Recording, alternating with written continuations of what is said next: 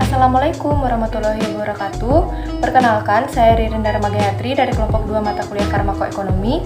Di sini saya dan rekan-rekan kelompok saya akan mempresentasikan proposal dari kelompok kami yang berjudul Analisis Efektivitas Biaya atau Cost Effectiveness Analysis terapi kombinasi captopril dan furosemid yang dibandingkan dengan kombinasi captopril dan hidroklorotiazid di sebuah rumah sakit X di Kota Bandung pada tahun 2021. Kondisi hipertensi atau tekanan darah tinggi sering dialami tanpa kita sadari. Sebagian besar penderita hipertensi tidak merasakan bahwa dirinya mengidap hipertensi, sehingga keadaan tersebut sudah menimbulkan komplikasi. Salah satu cara untuk mengetahui apakah seseorang mengidap hipertensi atau tidak, yaitu mengukurnya dengan menggunakan alat pengukur tekanan darah. Hipertensi menjadi salah satu topik pembicaraan yang hangat dan menjadi salah satu prioritas masalah kesehatan di Indonesia maupun di seluruh dunia. Karena dalam jangka panjang peningkatan tekanan darah yang berlangsung kronik akan menyebabkan peningkatan risiko kejadian kardiovaskular, cerebrovaskular, dan renovaskular. Bila tidak dilakukan upaya yang tepat, pada tahun 2025 yang akan datang, jumlah penderita hipertensi diprediksikan akan meningkat menjadi 29% atau sekitar 1,6 miliar orang di seluruh dunia. Sedikit tentang latar belakang. Latar belakang, hipertensi merupakan kondisi medis dengan prevalensi tertinggi. Kasus hipertensi global diestimasi sebesar 22% dari total populasi dunia. Sekitar 2/3 dari penderita hipertensi berasal dari negara ekonomi ke bawah. Penyakit hipertensi menempati peringkat ketiga setelah stroke dan tuberkulosis. Berdasarkan hasil riset kesehatan dasar tahun 2018, didapati bahwa prevalensi hipertensi mencapai angka 34,11% pada penduduk lebih dari 18 tahun. Menurut WHO, pada tahun 2009, dari 70% penderita hipertensi yang terdeteksi hanya 25% mendapatkan pengobatan. 12,5% diobati dengan baik dan diprediksikan sampai tahun 2025 hipertensi semakin bertambah, mencapai 60% yang mempengaruhi 1,56 miliar penduduk di dunia. Di Indonesia, kejadian hipertensi pada tahun 2013 yaitu 26,5%, sedangkan yang diketahui petugas kesehatan hanya sebesar 9,5%. Keadaan ini menunjukkan bahwa belum terdiagnosisnya penyakit oleh pelayanan kesehatan. Pada terapi yang diberikan kepada pasien hipertensi biasanya dilakukan dalam jangka waktu yang panjang atau bahkan seumur hidup.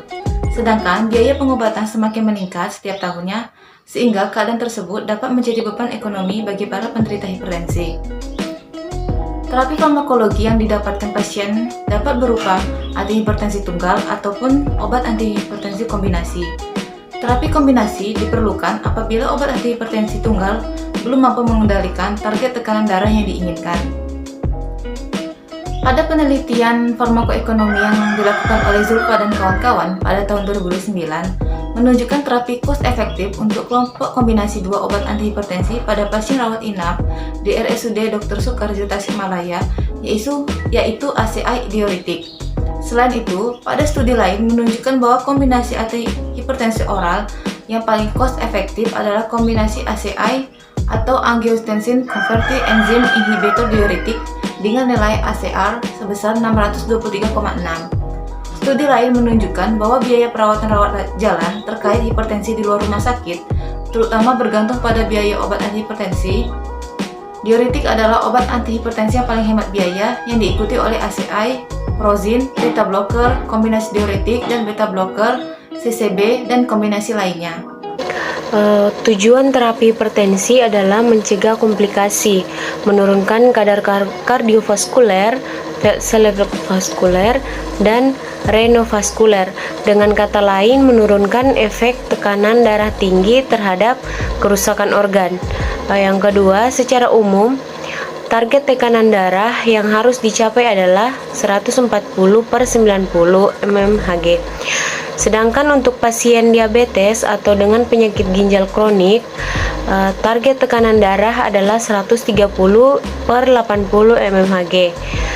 Ini menurut Teja Sukmana 2012. Yang berikut, obat antihipertensi sedang berkembang dan banyak obat tersedia di pasaran. Yang berikut, penggunaan obat antihipertensi mahal. yang telah menimbulkan beberapa kekhawatiran tentang keseimbangan antara biaya dan manfaatnya. Yang berikut, pilihan terapi obat sangat penting untuk total biaya pengobatan karena biaya bervariasi secara signifikan antara obat yang berbeda. Ada perbedaan besar dalam hal biaya, terutama antara obat antihipertensi lama, terutama diuretik dan beta blocker, dan obat baru, terutama ACI dan antagonis kalsium. Salah satu metode farmakoekonomi yang digunakan untuk menganalisis pedoman terapi hipertensi ialah Cost Efficient Analysis atau CEI.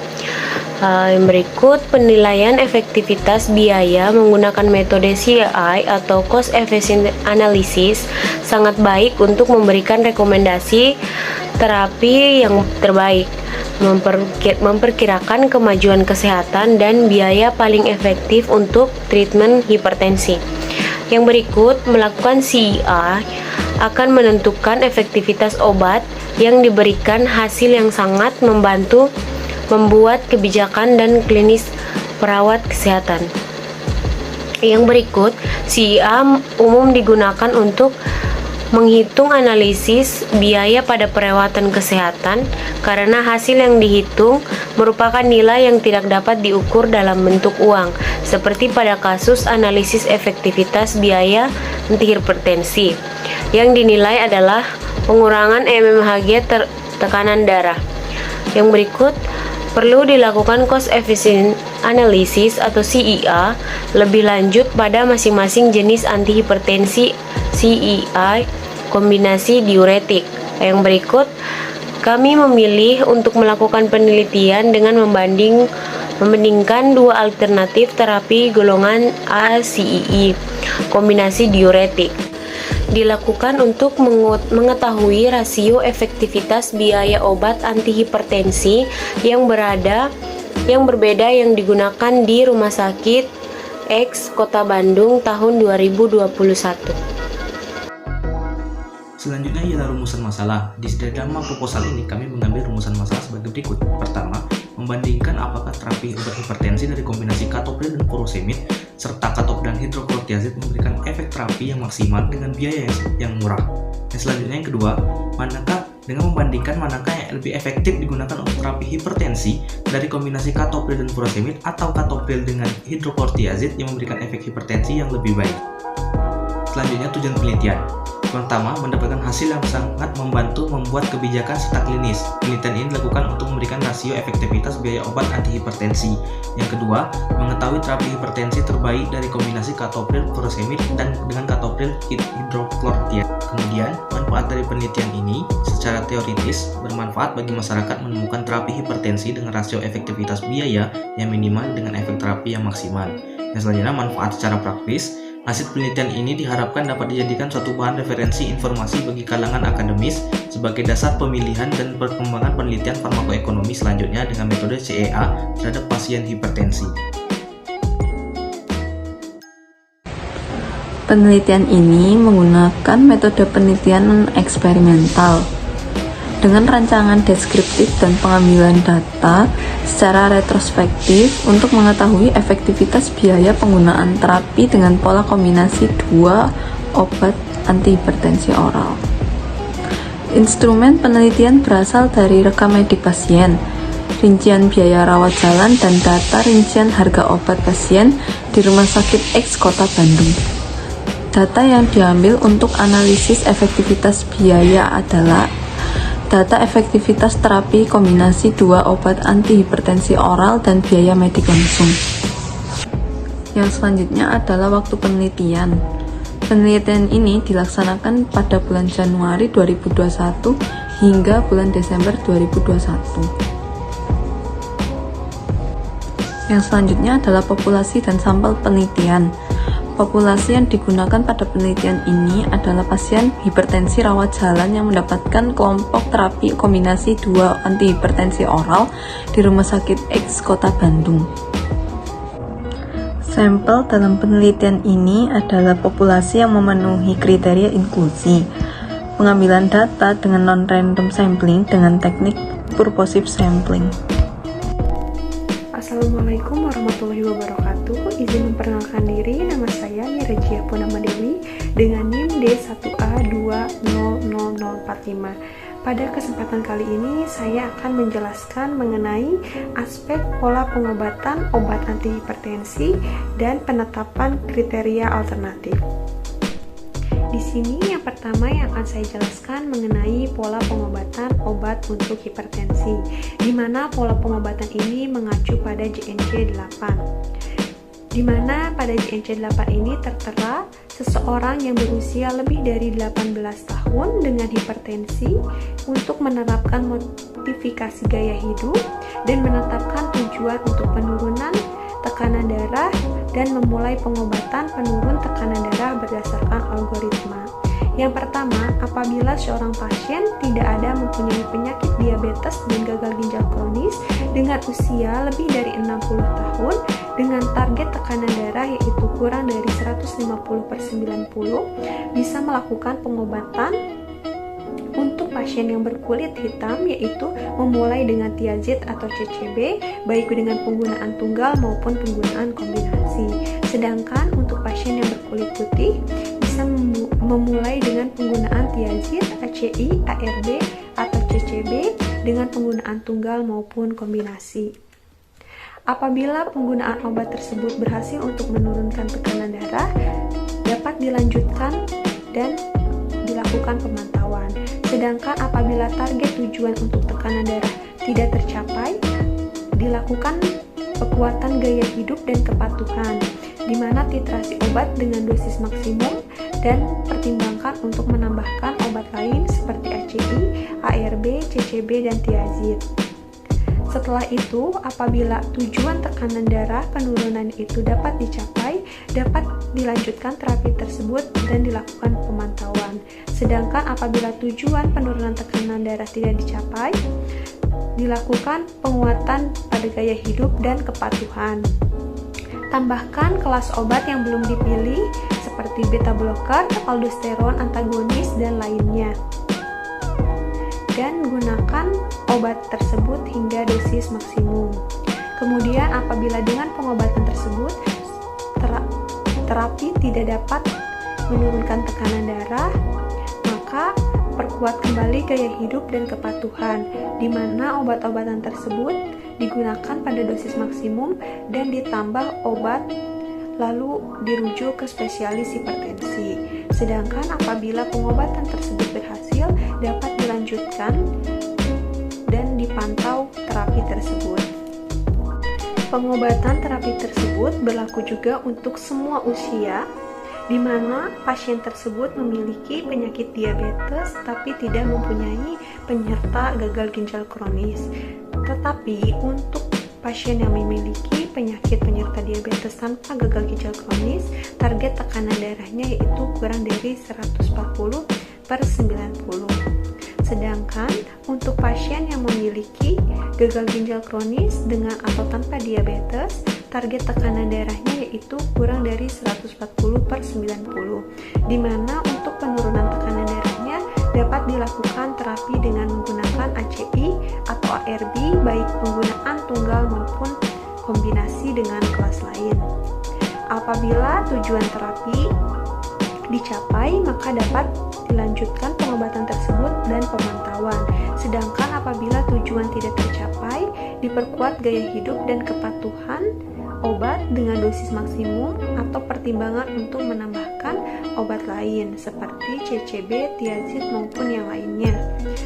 Apabila pengobatan terapi tersebut sudah dilakukan, namun masih belum tercapai tujuan untuk penurunan tekanan darah, maka diperkuat kembali gaya hidup dan kepatuhan.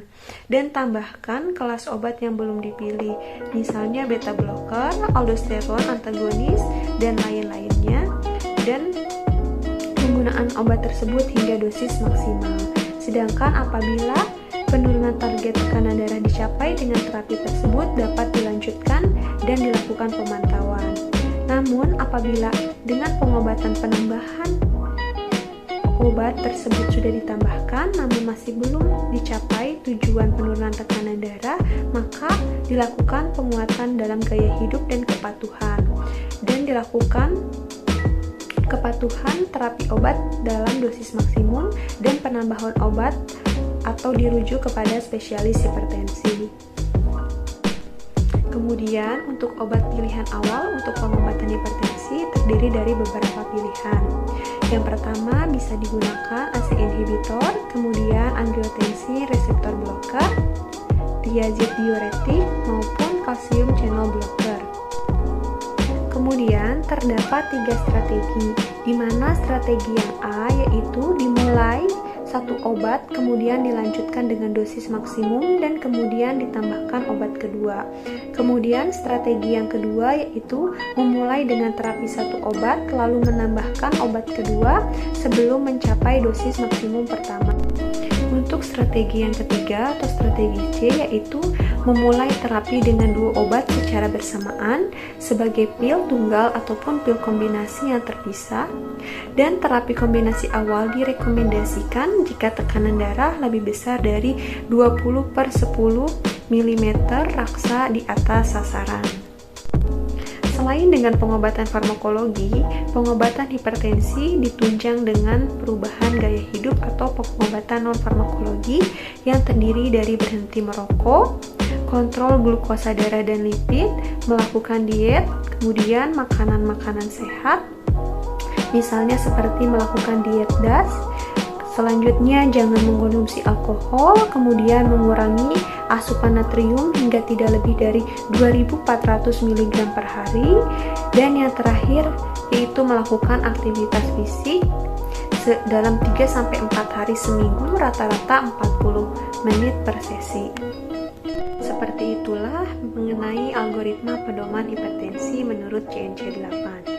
Yang selanjutnya yang akan saya jelaskan yaitu mengenai penetapan kriteria alternatif dalam penelitian ini, di mana pada penelitian ini kriteria alternatif yang digunakan meliputi perbandingan biaya medis langsung antara terapi kombinasi 2 obat antihipertensi dan perbandingan efektivitas antara terapi kombinasi 2 obat antihipertensi, di mana alternatif terapi kombinasi 2 obat antihipertensi yang dibandingkan pada penelitian ini meliputi golongan obat ACI dikombinasikan dengan diuretik, di mana alternatif yang dibandingkan yaitu terdiri dari 2. Untuk jenis obat yang pertama yaitu golongan ACI-nya yaitu captopril di mana dikombinasikan dengan diuretik yaitu furosemid, dan alternatif yang kedua yaitu golongan ACI captopril dikombinasikan dengan diuretik hidroklorotiazid.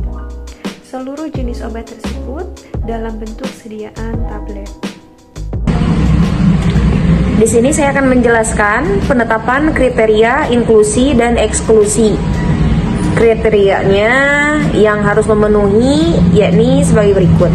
Yang pertama, pasien hipertensi yang menjalani rawat jalan dengan usia lebih dari 18 tahun tanpa penyakit penyerta.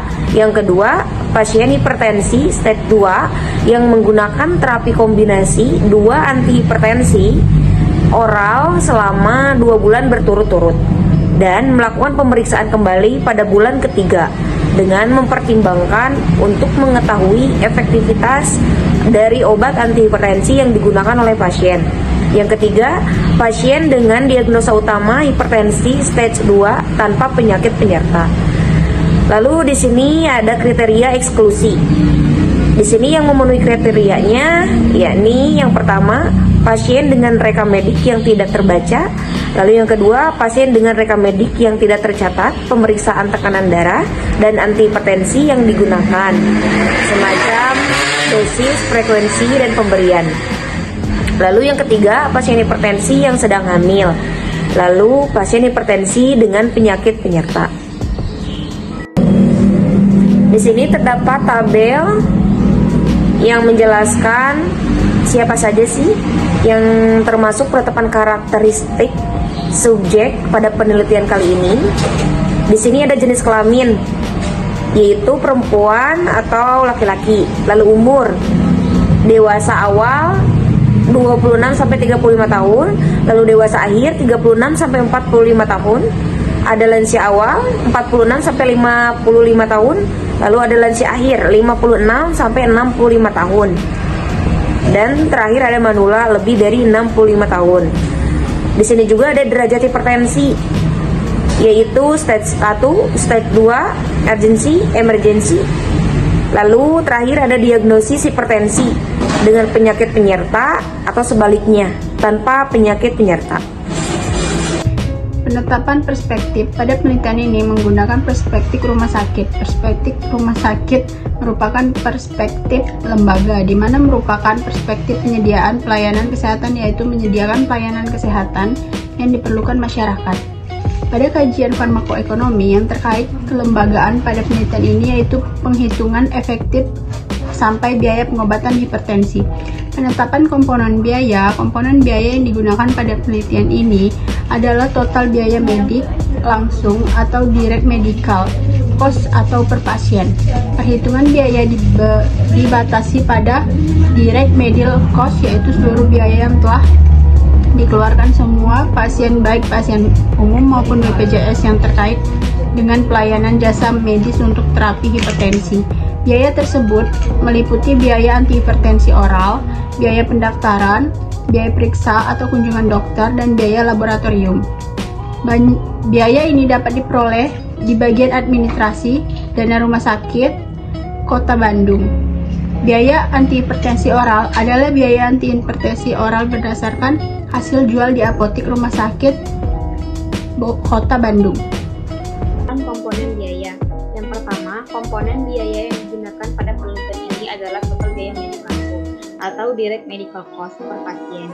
Yang kedua, perhitungan biaya dibatasi pada direct medical cost, yaitu seluruh biaya yang telah dikeluarkan semua pasien, baik pasien umum maupun BPJS yang terkait dengan pelayanan jasa medis dan terapi hipertensi. Yang ketiga, biaya tersebut meliputi biaya antihipertensi oral, biaya pendaftaran, biaya periksa atau kunjungan dokter, dan biaya laboratorium. Yang keempat, biaya ini dapat diperoleh di bagian administrasi dana rumah sakit X Kota Bandung. Yang kelima, biaya antihipertensi oral adalah biaya untuk antihipertensi oral berdasarkan harga jual di apotek rumah sakit X Kota Bandung.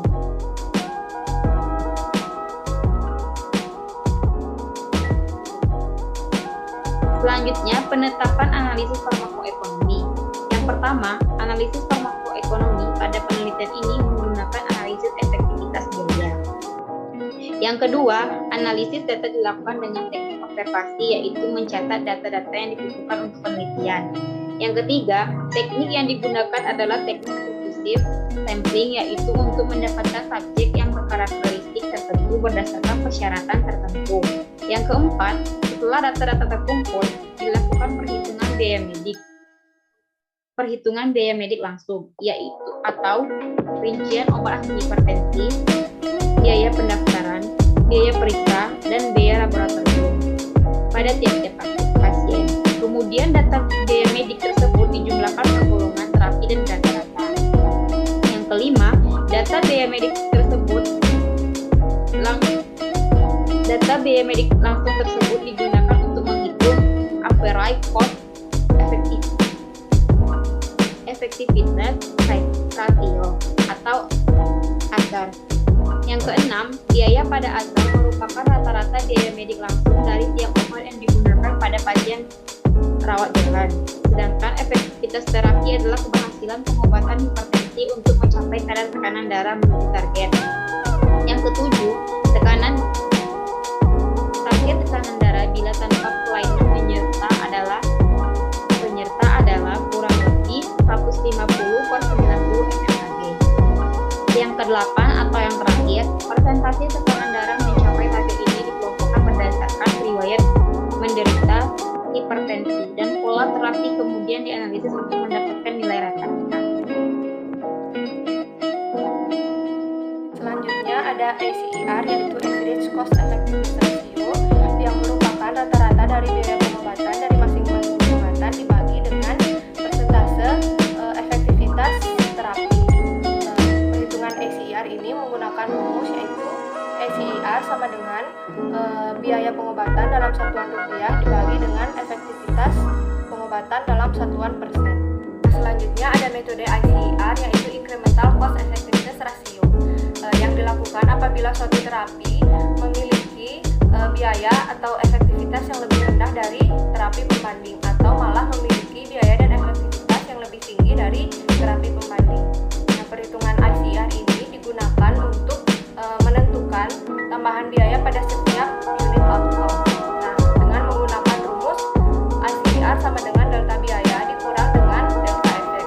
Delta biaya yaitu biaya teknologi baru dikurang dengan biaya pembanding, sedangkan delta efek yaitu efek teknologi baru dikurang dengan efek pembanding. Nah, dari perhitungan ini sehingga diperoleh nilai dari ICER itu sendiri. Nah, itulah tadi presentasi proposal dari kelompok kami. Semoga apa yang kami paparkan dapat bermanfaat bagi rekan-rekan yang menonton video ini. Terima kasih.